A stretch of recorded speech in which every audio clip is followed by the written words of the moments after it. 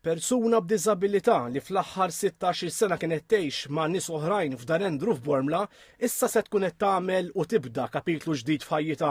Ħatibda tgħix b'mod iktar indipendenti fl-appartament il-ġdid li nħoloq għalija b'investiment ta' iktar minn 100,000 euro mill-Aġenzija Support.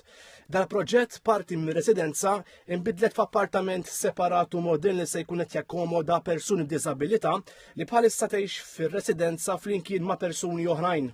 Dan l-ispazju ġdid se joffri ambjent iktar adattat għal bżonnijiet individwali tagħha u jappoġġja l-qalba lejn livelli kbar ta' indipendenza. Dal-proġett se ifisser illi persuna mis-sitta illi l-hom jgħixu f'Darendru 16 sena flimkien issa tagħmel il-passi li tgħix b'mod indipendenti fl-appartament il-ġdid.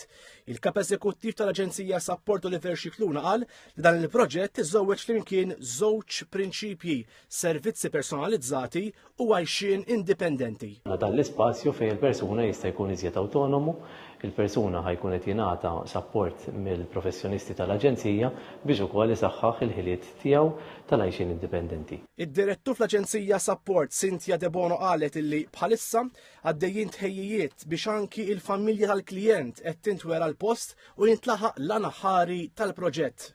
Fej il-persuna tirrisjedi fi spazju individualizzat u privat, però fl-istess ħin għandha support tal-istaff u r-residenza fl-istess komunità fejn dal-persuna kienex għal numru ta' snin.